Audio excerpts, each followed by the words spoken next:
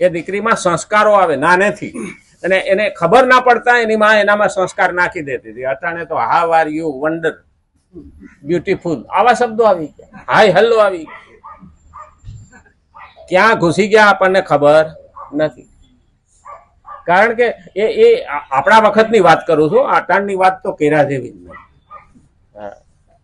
અટાણ શીખે છે ને, હા, જૂનવાણી પાયો ખોદી નાખ્યો, નવો નાખ્યો નથી. વાંધો એ છે, જૂનવાણી ખોદો એને ના નહીં, પણ નવો હારો બનાવો તો ખરા. તો આ તો પાયા વિનાની બિલ્ડિંગ ઊભી કરી દી, એ ચાલે નહીં. જેનો પાયો મજબૂત હોય ને એ ક્યારેય ડગે નહીં. હમણાંથી તો સેલિબ્રિટી એટલે જે નામ કમાયેલા માણસો છે ને એ પણ ધર્મ કોર વળ્યા છે, ભક્તિ કોર વળ્યા છે. ઓલો અહીંયા અમદાવાદમાં ક્રિકેટ પેલો જીતો, કપ જીતો, વિરાટ કોહલી. હા, વિરાટ કોહલી પતિ પત્ની બે વૃંદાવનમાં ભગવાનને પગે લાગવા ગયા, પેલાના આશ્રમમાં ગયા. હા, પ્રેમાનંદ આશ્રમમાં. જોકે એની બે કિડની ખલાસ થઈ ગઈ છે. એની હવે કહી દીધું કે મારો સમય આવી ગયો છે, હવે જવાની તૈયારી છે. તો ઘણાને એવું લાગે છે કે આ ભાઈ મહાન ગાદી ઉપર બેઠેલાની કિડની કેમ ખરાબ છે? એટલે આ તો દેહ છે. આ સાધન મારફત તો એ મહાન સંત બન્યો છે ને, તો આ દેહમાં તો બગાડ થવાનો જ છે.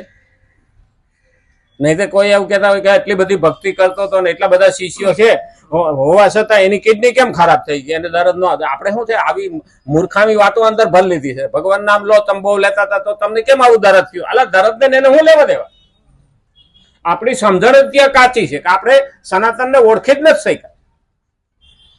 કારણ કે આ તો દેહ છે, દેહમાં બધી વસ્તુ બગાડવાની. નવી ગાડી લાવ્યા હોય તો હું પંચર ન પડે? હા, અમારે એક ભાઈ તો 4 વ્હીલ લાયા હતા અને અમે જતા હતા ને તો પંચર પડ્યું. મને કે નવી ગાડીમાં પંચર પડ્યું. મેં કીધું એમાં રબરના ટાયર છે, તો ખીલી ઘૂસી જાય પંચર ન પડે? નવી ગાડીનું એન્જિન ન બગડે? એમ આ દેહ આપણને ભગવાને આપ્યો છે તો ક્યાંક ને ક્યાંક તકલીફ તો આવવાની છે. એ સાધન છે, એના મારફત ભગવાન સુધી જવાનું છે. તો આ પ્રેમાનંદ મહારાજ છે, એને કેટલા બધા લોકોના જીવન ઉજળા બનાવ્યા. વિરાટ કોહલીનું ફોર્મ જતું રહ્યું હતું, પતિ પત્નીના ઝઘડા હાલતા હતા ને ત્યાં ગયા પછી જે અત્યારે એનું જીવન જે ઉત્તમ બન્યું છે. તો આપણે આધ્યાત્મિકમાં તાકાત તો છે જ, અને આવા લોકો જાય એના યુવાનો પણ અનુકરણ કરે. અને આ અભિનેતાઓ દારૂની બાટલી ખોલીને બેઠા હોય તો જોવાની આવી પછી દારૂની બાટલી ખોલીને બે.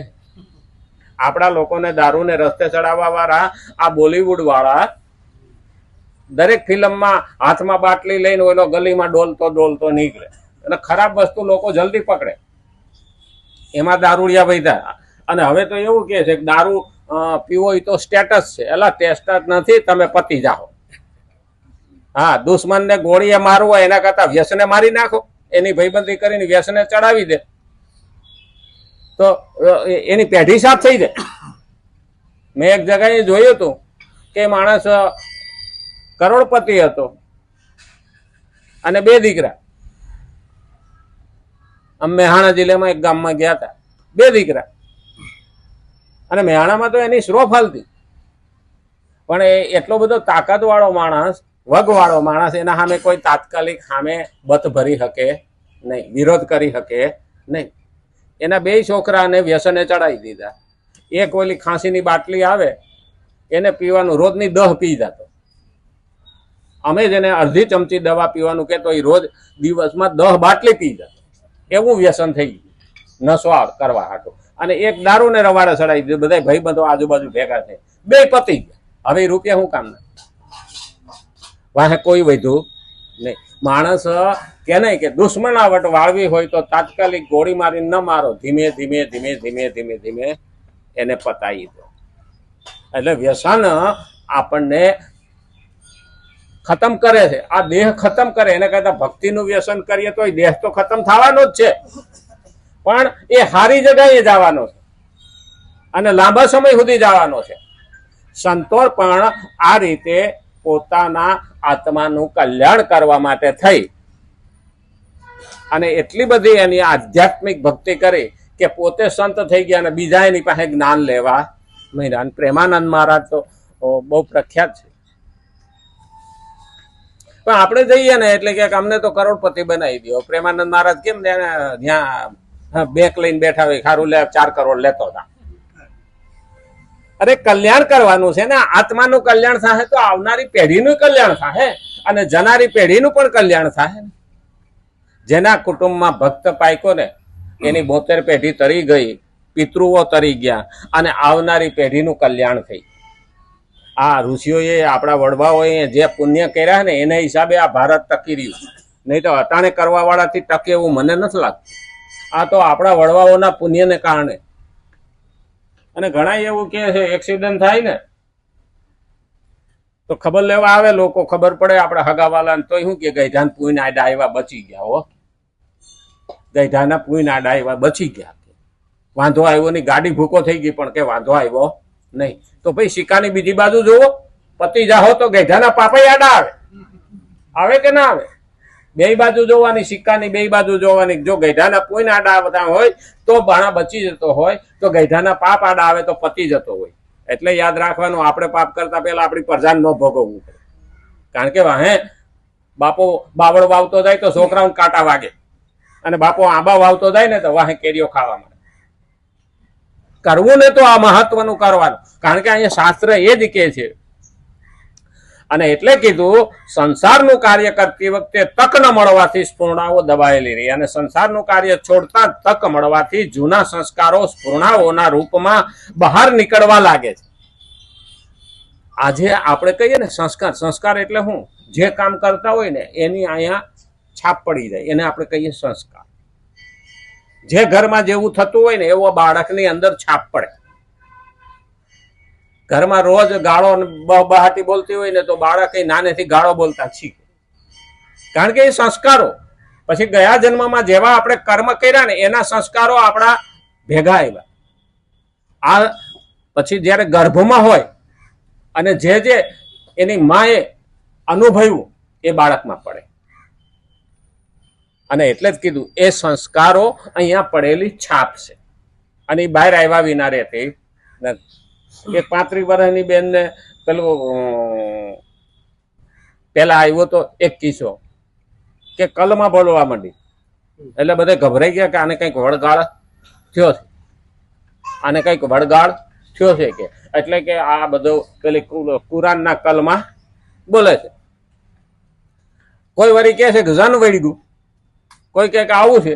પેલા તો માણસ વેમમાં જાય, પછી સાયકોલોજી ડોક્ટરે એને હેપ્નોટાઇઝ કરી અને ધીમે ધીમે એને પૂછવા માંડ્યા કે તું નાની હતી ત્યારે ક્યાં હતી, કેવી હતી?